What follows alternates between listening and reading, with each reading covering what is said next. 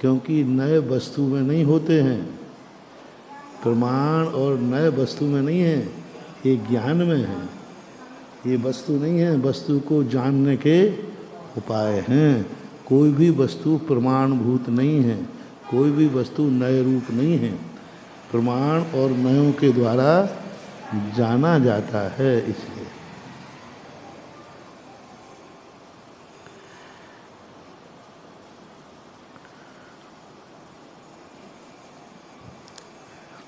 नई गमन हुआ था कल,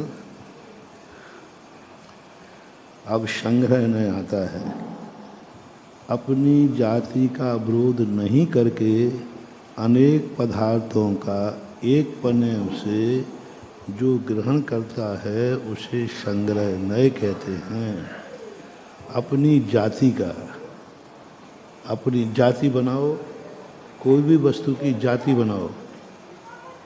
जाति यानी एक समान हो, एक ना हो। जाति किसे कहते हैं? एक ना हो और एक समान हो, उसको बोलते हैं जाति। हमारे यहाँ त्रियग, अध्यात्म भाषा में इसे त्रियग सामान बोलते हैं। एक नहीं है, एक समान है। जैसे जीव द्रव्य, तो क्या आ जाएगा? और बड़ी जाति बनाओ। जीव द्रव्य छोटी जाति हो गई, और बड़ी जाति बनाओ तो चारुगति के जीव बहुत छोटा हो गया। ऐसी बनाओ जिसमें संपूर्ण ब्रह्मांड आ जाए, ऐसी जाति बताओ क्या है? ऐसा शब्द बोलो जिसमें संपूर्ण ब्रह्मांड आ जाए। नहीं है? ऐसा दो कि संपूर्ण ब्रह्मांड आ जाए, सब कुछ आ जाए। नाम बोलो उसका। नहीं, नाम बताओ। महासत्ता कोई चीज ही नहीं है। महासत्ता नाम की कोई चीज ही नहीं है, वो तो जाति है। हैं? तो आकाश में आकाश आएगा अकेला। ऐसा सब बोलो जिसमें सब समा जाए। जाति बोलना है, जाति। एक इंद्रिय जाति में तो पुद्गल छूट जाएगा। पुद्गल करोगे तो धर्म छूट जाएगा। एक शब्द बोलो जिसमें सब आ जाए। द्रव्य। अब द्रव्य क्या है? संग्रह। सब कुछ आ गया, कोई भी चीज इसमें नहीं बची। अब उसमें छोटी करते जाओ जाति। द्रव्य में जीव अजीव, और छोटी करते जाओ जीव, और छोटी करते जाओ संसारी मुक्ताश्च, और छोटी करते जाओ संसारी में जो मनुष्य त्रियंश देव नारकी, और करते जाओ तो मनुष्यों में भी आर्यमलिक्ष भोगभूमि, और आर्यों में भी भेद करते जाओ। जाति आर्य, गुण आर्य, क्षेत्र आर्य, उसमें भी भेद करते जाओ जो वर्तमान में है। जैनियों में भेद करते जाओ, और भेद हैं श्रावक और मुनि, मुनियों में भेद करते जाओ। कितने तो जाति जितनी छोटी करते जाओ छुट्टी बढ़ती करते। ये सब किस में चले जाएंगे? संग्रह नय में। जहाँ एक से अधिक का ज्ञान होता हो, एक शब्द से एक से अधिक का ज्ञान होता हो, उसे क्या बोलते हैं? संग्रह नय। तो अपनी जाति के विरोध नहीं करके अनेक पदार्थों का एक पने से ग्रहण करना है। एक पने से जो ग्रहण करता है उसे संग्रह नहीं कहते हैं। एक से अधिक का ज्ञान होना चाहिए। शब्द एक है, लेकिन ज्ञान कितनों का हो रहा है? एक से दो भेद। अकेला एक ही भेद हो सकता है तो नहीं। अब किसी में तो पर्याय, पर्याय को संग्रहण का विषय बनाएंगे कि नहीं? कितने पर्याय हैं? कौन सी? अर्थ पर्याय, व्यंजन पर्याय, गुण पर्याय, द्रव्य पर्याय। तो ऐसे भेद बन जाएंगे पर्याय में। अर्थ पर्याय में भी भेद बना दो। अर्थ पर्याय कहते ही संग्रहण आ रहा है कि नहीं? एक से अधिक का ज्ञान हो रहा है कि नहीं? शुद्ध अशुद्ध अर्थ पर्याय, अशुद्ध अर्थ पर्याय, गुण अर्थ पर्याय, द्रव्य अर्थ पर्याय। जब तक भेद होते जाएं तब तक भी अपन संग्रह नय लगा सकते हैं। जहाँ भेद होना बंद हो जाए फिर संग्रह नय काम नहीं करता है।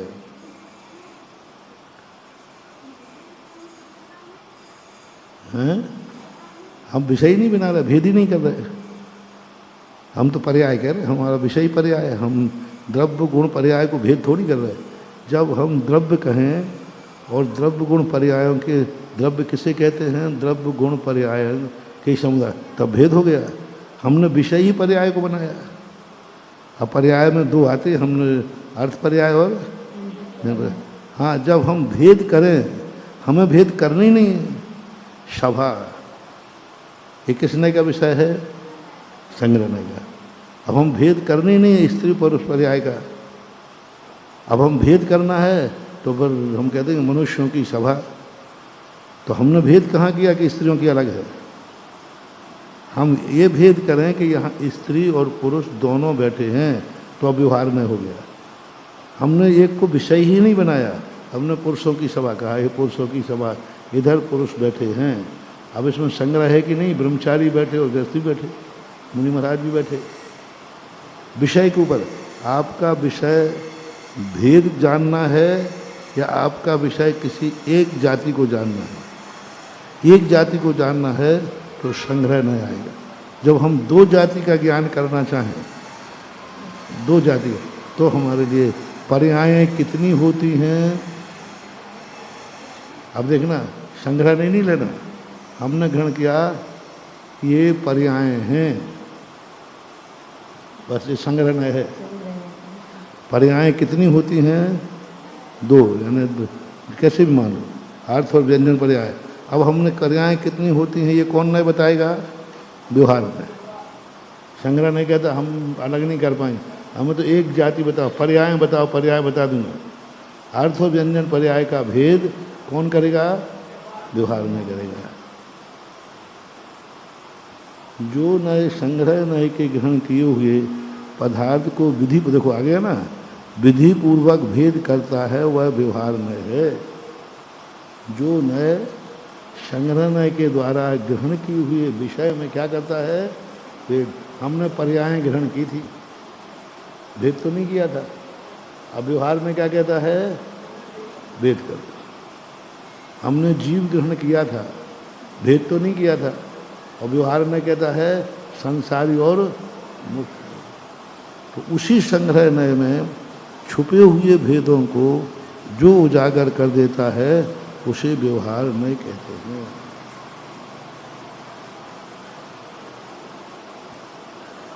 पर्यायार्थिक नय के कितने भेद हैं? 4 भेद। ऋजु सूत्र नय, शब्द नय, समाविरूढ़ नय और एवं भूत नय।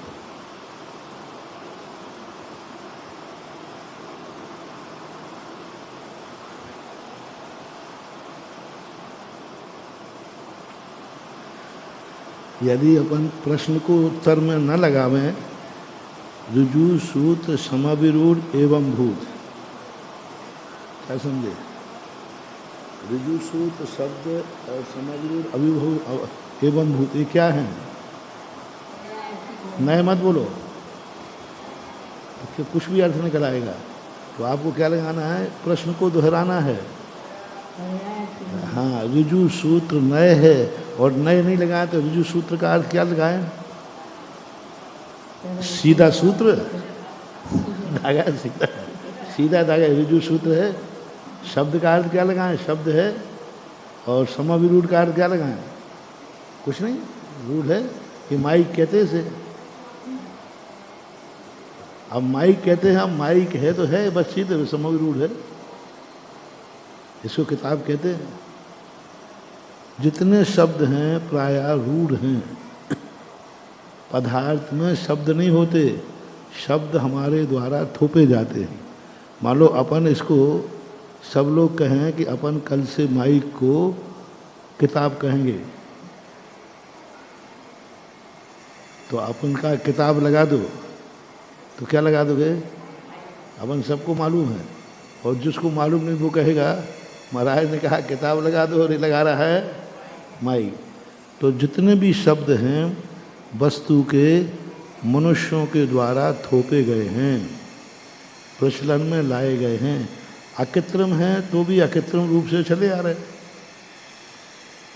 अकृत्रिम हैं लेकिन हैं तो किसी न किसी के द्वारा कथित किए गए हैं।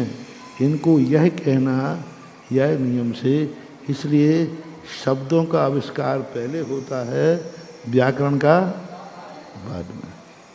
शब्द पहले बनते हैं। तो ऋजु सूत्र नए, शब्द नए, समविरूढ़ नए और एवं भूत। ऋजु सूत्र नए किसे कहते हैं? भूत भविष्यत की अपेक्षा न करके वर्तमान पर्याय मात्र को जो ग्रहण करता है वह ऋजु सूत्र नय है। किसी व्यक्ति को पूर्व में वकील था, गौण कर दिया, भविष्य में व्यापारी होगा, गौण कर दिया, वर्तमान में वह न्यायाधीश है। तो इसमें क्या आ गया? अब ऋजु सूत्र नय दो प्रकार का है। सूक्ष्म ऋजु सूत्र नय, स्थूल सूत्र है। जो एक समयवर्ती पर्याय को ग्रहण करता है वो सूक्ष्म है, और अनेक समयवर्ती पर्याय को ग्रहण करता है वो स्थूल। तो यहाँ स्थूल की बात कही जा रही। वर्तमान पर्याय को जो ग्रहण करता है, वर्तमान पर्याय में वो किस नाम से जाना जाता है? जैसे मुनि, एलक, क्षुल्लक, ये सब किसके विषय हैं? हाँ, यहाँ जिस समय पर्याय विशिष्ट का, कार्य विशेष नहीं, कार्य कर रहा है कि नहीं कर रहा है, उस समय उसकी पर्याय किस नाम से जाना जा रहा है, बस ये। अब उस समय वह कार्य कर रहा है या नहीं, उससे मतलब नहीं, उसकी पर्याय किस नाम से जानी जाती है। जैसे कि ये श्रावक है, ये ब्रह्मचारी है, ये क्षुल्लक है, ये मुनि है, ये किताब है। अब किताब के पहले क्या था? ये पन्ने थे, वो ग्रहण नहीं करना। वर्तमान पर्याय क्या है इसकी? किताब। एक समयवर्ती नहीं पकड़ना। एक समयवर्ती पकड़ेंगे वो अपनी पकड़ में आती नहीं है। लेकिन ऋजु सूत्र नय का विषय है, समय विषय नहीं है, वहाँ पर्याय विषय है। वस्तु की वर्तमान पर्याय को ग्रहण करना है। इसलिए इस पर जोर दे रहा हूँ कि आगे एवं भूत में आप लोग कहोगे दोनों में क्या अंतर है। इसलिए यहाँ पर किसको विषय बनाना? पर्याय को। तद्रूप वो कार्य करे या न करे, लेकिन वर्तमान में उसकी पहचान वही है, उसी से। और जब वर्तमान में पर्याय है तो तद्रूप कार्य तो करेगा ही करेगा, नहीं तो कैसे करेगा। अब इसको चश्मा कहते हैं। कौन से नय का विषय है? इसके पहले क्या था? गुण है। इसके बाद क्या होगा? गुण है। अनादिकाल से नर नारकारी निरोध पर्यायों में था, गौण है। भविष्य में सिद्ध बनेंगे, गौण है। वर्तमान में मनुष्य है, मुनि है, त्यागी विधि है। ये सब किसके विषय हैं? ऋजु सूत्र नय का।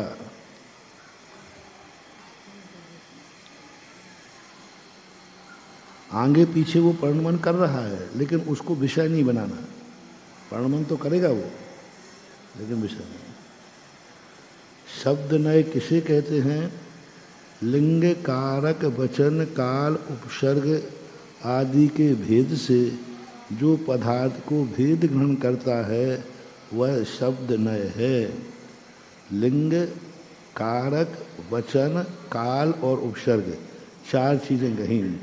लिंग यानी यह शब्द पुल्लिंग है, स्त्रीलिंग है अथवा कारक, कारक यानी यह कौन से कारक में प्रयोग किया गया है, किस अर्थ में प्रयोग किया गया है, कर्ता में, करण में, संप्रदान में, अपादान में, षटकारक होते ना, तो उस कौन से कारक में प्रयोग किया है। वचन, वचन किसे कहते हैं, वचन किसे कहते हैं, वक्ता ने किस अभिप्राय से वचन बोला है, वक्ता किस रूप में, यानी वचन का अर्थ यहाँ क्रिया, वक्ता किसको बुला रहा है, किसको बुला रहा है वचन में, हाँ एक वचन में, दो वचन में, तीन वचन में, कितनों को बुला रहा है, इतने लोग बैठे हैं, चार को, दो को, वक्ता का जो वचन होता है वह अभिप्राय के लेकर के संग्रह वस्तु को ग्रहण कर रहा है कि एक को ग्रहण कर रहा है, सबको ग्रहण कर रहा है। तो वचन शब्द एक वचन, द्विवचन, बहुवचन किस रूप में है वो देखेंगे।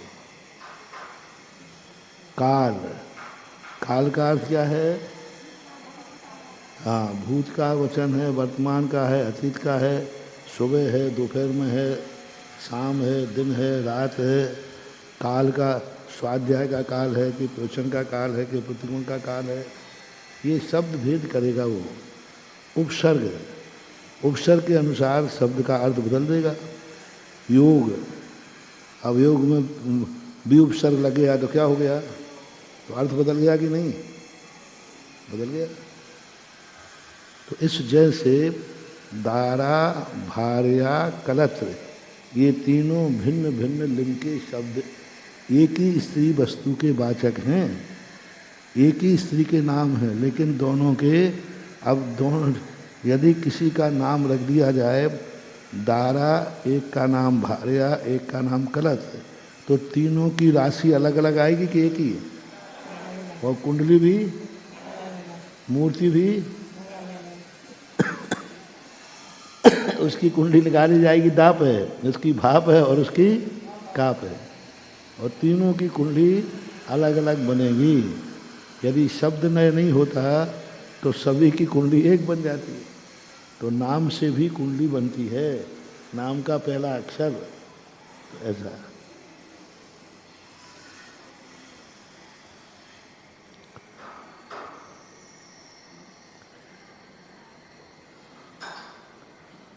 नाम का भी प्रभाव बहुत पड़ता है, बहुत नाम सा अंतर पड़ता है। जैसे किसी वस्तु का नाम रख देते ना, ज्योतिष शास्त्रों में नाम की बहुत ज़्यादा महिमा है।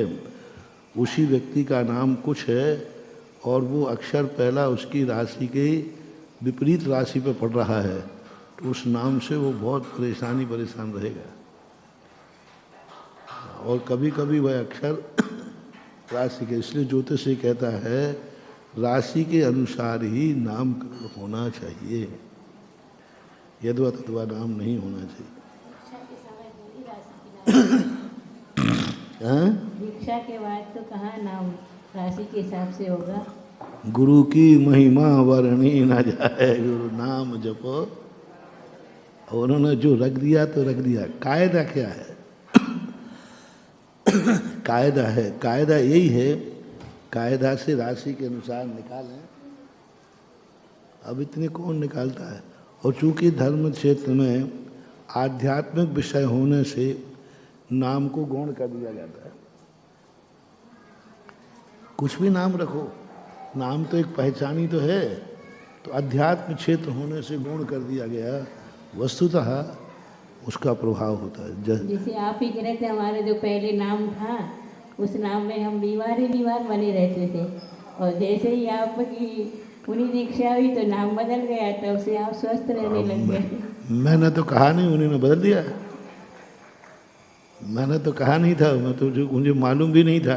नहीं कहा नहीं, लेकिन पहले जो नाम था उसमें तो आचार्य से लोगों ने पूछा भी था नाम क्यों बदल गया, बोले ये जब से नाम रखा बीमार रहता है, तो बीमार रहता है तो इसलिए इसका नाम बदल दिया।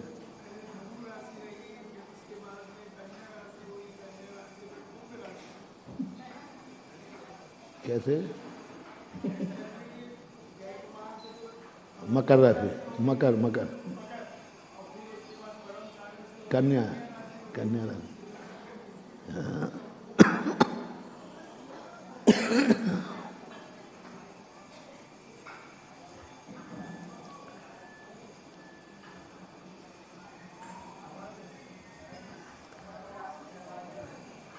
इस प्रकार से शब्द के अनुसार न इसे भेद ग्रहण करता है।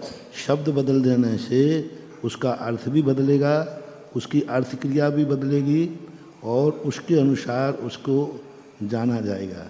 समविरूढ़ नए किसे कहते हैं? चलो ठीक है।